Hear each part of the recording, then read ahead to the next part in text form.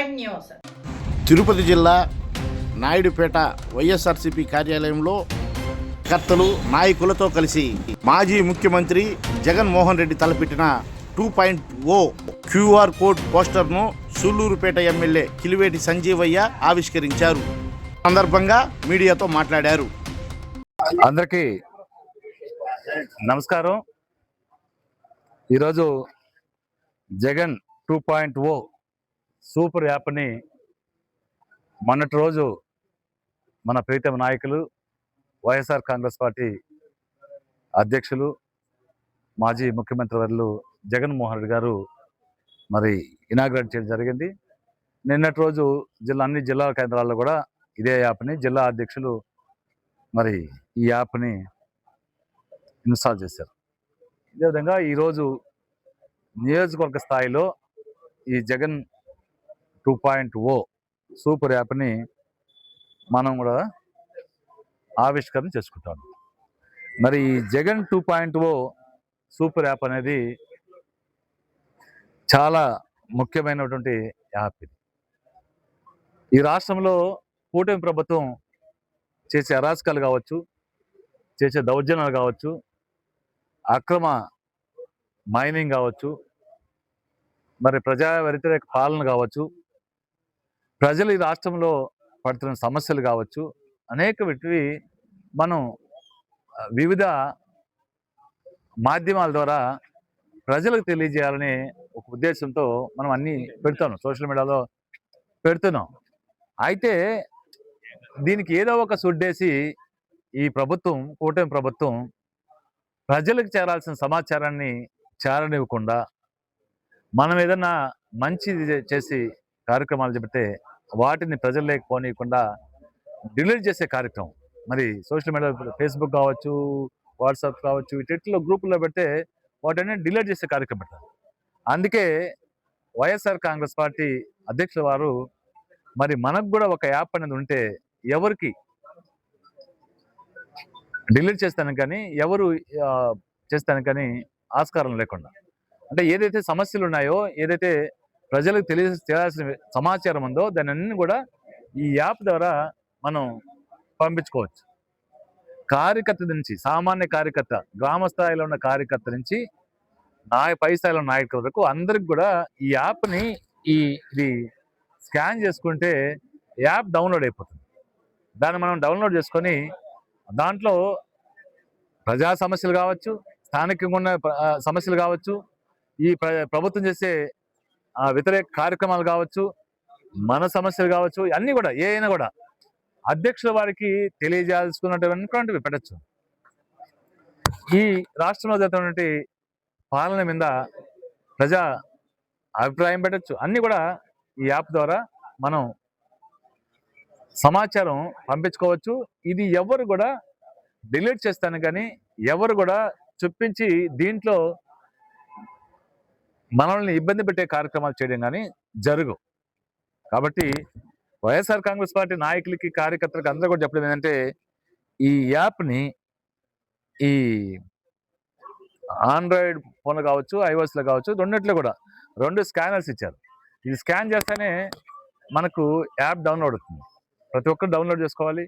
స్థానికంగా మీ సమస్యలు కావచ్చు, ఇది అందరూ కార్యకర్త నుంచి అధ్యక్షుల వారు జగన్మోహన్ రెడ్డి గారి వరకు ప్రతి ఒక్కరు కూడా దీంట్లో చూస్తారు. ఈ చూసినప్పుడు ఏంటంటే వాళ్ళకి కూడా యాప్ డౌన్లోడ్ చేయగానే రెఫరల్ కోడ్ మీకు ఆ రెఫరల్ కోడ్ మీరు నోట్ చేసి పెట్టుకోవాలి, వాట్సాప్లో పెట్టుకోవాలి. అందరూ కూడా చేస్తారు కాబట్టి దాన్ని అందరూ కూడా డౌన్లోడ్ చేసుకోవాలని మీ అందరినీ కోరుతా ఉన్నా.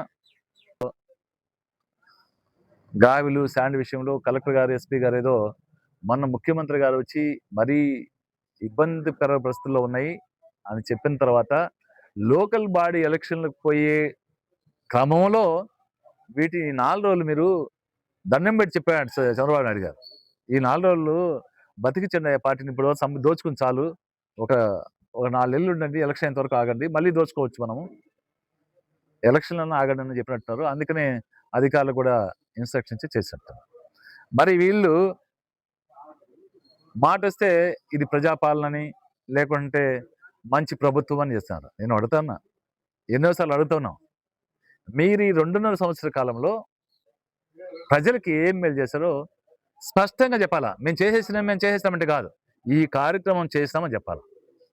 అభివృద్ధి కార్యక్రమాలు చేసినాము, సంక్షేమ కార్యక్రమాలు చేసినాము అని చెప్తున్నారు, కానీ సంక్షేమ కార్యక్రమాలు మీరు ఏం చేశారు? మీరు మేనిఫెస్టోలో ఇచ్చినటివి ఈ రోజుకైనా సక్రమంగా నెరవేర్చారు లేదా? అది లేదు.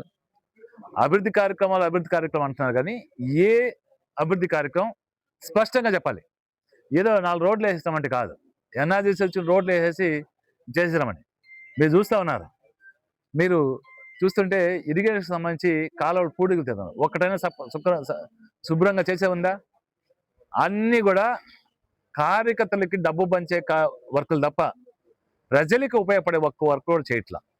ప్రజలకి ఉపయోగపడే ఒక్క వర్క్ చేయట్లా. మాట వస్తే ఆరోగ్యశ్రీ మేము కోట్లాది రూపాయలు ప్రజలకి CMRF ద్వారా ఇచ్చారంటున్నారు. వాళ్ళు తెలుసుకోవాల్సింది ఒకటి, CMRFలో ఒక వ్యక్తి 1 లక్ష రూపాయలు ఖర్చు పెట్టి ఆసుపత్రులు డబ్బులు పెట్టి ఖర్చు పెట్టుకొని వస్తే గుద్దుకుంటున్నారు, కానీ ప్రజలు నష్టపోయింది మీరు చూడలేదు. అదే వైఎస్ఆర్ కాంగ్రెస్ పార్టీ ప్రభుత్వం అధికారంలో ఉన్నప్పుడు జగన్మోహన్ రెడ్డి గారి పాలనలో ఆరోగ్యశ్రీ ద్వారా లైన్ హాస్పిటల్ అన్నింటిలో కూడా ఫ్రీగా ఉచిత వైద్యం అందింది. ఉచిత వైద్యం ఈరోజు అందే పరిస్థితి లేదు. ఉచిత వైద్యం అందే పరిస్థితి లేదు. ఈ హాస్పిటల్కి వెళ్తే మందులు ఇచ్చే దిక్కు లేదు. ఆసుపత్రికి వెళ్తే చీటీ రాసి మందులు బయట కొనుక్కోమంటున్నారు. దీనికి సమాధానం చెప్పాలా? మీరేదో ఆర్భాటంగా డప్పులు వాయించుకోవడం కాదు, దీనిలో జరిగే వాస్తవిక పరిస్థితులకు రావాలి. వాస్తవిక పరిస్థితులకు రాకుండా అభివృద్ధి కార్యక్రమాలు చేస్తాయి. ఎన్ని ఇప్పుడు 2 సంవత్సరాలు అయిపోతుంది అంటే సగం కాలం అయింది. మేము స్పెసిఫిక్గా ప్రజలకు ఉపయోగపడే కార్యక్రమం ఇది చేసామని చెప్పండి, ఏమి లేదు. మీరు రోడ్లు మున్సిపాలిటీలో 85% టీడీపీ కానీ 80% టీడీపీ కానీ 80% టీడీపీకి, 15% జనసేనకి, 5% మరి వాళ్ళ విషయం మనకు అవసరం లేదేమో కానీ పవన్ కళ్యాణ్ గారు ఇక్కడ కళ్ళు తెరుచుకోవాలి. ఆయన స్థాయిని ఎంతవరకు పెంచారు, ఆయన స్థాయిని ఎంతవరకు తగ్గించదు. నీ స్థాయి 15% ఈ రాష్ట్రంలోని. మరి ఇక్కడ లోకల్లో ఉన్న జనసేన నాయకులు కూడా బేరీజు వేసుకోవాలి, ఆత్మ అవలోహన చేసుకోవాలి. ఏమైంది మన పరిస్థితి, ఏంది మన పార్టీ పరిస్థితి అని. మీరు ఎందుకు పోతున్నారు? రేపు మళ్ళీ జనరల్ ఎలక్షన్ చదివితే అది కూడా పోతుంది. ఆ 21 సీట్లు కూడా ఇచ్చే పరిస్థితి లేరు. అది మీరు గమనించుకోవాలి. వాళ్ళు కూడా ఒత్తాసి పలితే తప్ప ఈ రోజుకి నోరు తెచ్చి మాట్లాడమంటున్నాం. పవన్ కళ్యాణ్ గారిని నోరు విప్పి మాట్లాడమని మేము కోరుకుంటా ఉన్నాం. ఎందుకంటే ఎలక్షన్ ముందు ఆర్భాటంగా చెప్పారు, ప్రశ్నించే గొంతు ప్రశ్నిస్తా అని, నిలదీస్తా అని, అన్యాయాన్ని ఎదిరిస్తా అని. ఈ రాష్ట్రంలో జరిగే అన్యాయాలు కావచ్చు, దోపిడీలు కావచ్చు, ఈ రోజు పవన్ కళ్యాణ్ గారు ఎక్కడున్నారో కూడా తెలియదు. చంద్రబాబు నాయుడు గారు చెప్తే బయట వస్తారు, రూమ్లో నుంచి బయట వస్తారు, ఏదో మాట్లాడమన్నది మాట్లాడేసి పోతారు.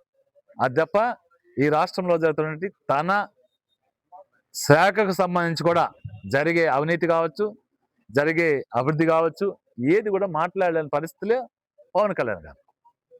ఈ నాయకులు కూడా ఏదో చెప్తున్నారు, మా బాస్ జన సైనికులు అంటున్నారు. జన సైనికులు ఎక్కడున్నారు, ఏం చేస్తున్నారు కూడా తెలియని పరిస్థితి. మరి మేల్కోవాలి వాళ్ళు కూడా పార్టీని పెట్టినప్పుడు. అయితే ఒకట్లేండి, పవన్ కళ్యాణ్ గారు చెప్పారు, మేము ముఖ్యమంత్రి అవనాటికి పార్టీ పెట్టలేదు, చంద్రబాబు నాయుడు గారిని ముఖ్యమంత్రి చేస్తానికి పార్టీ పెట్టాను. మరి అలాంటి సందర్భంలో నాయకుడు ఆ విధంగా ఉన్నప్పుడు లోకల్లో ఉండే లీడర్లు కూడా అదే ఆలోచనతో ఉంటారు. ఎవరినో ఎమ్మెల్యే చేయాలని, ఏ పార్టీనో గెలిపించాలని, ఎవరి పల్లెకినో మోయాలని ఆ ఆలోచన తప్ప మనం ప్రజాసేవ చేయాలి, మనం కూడా ఈ సందర్భంగా తెలియజేస్తాం.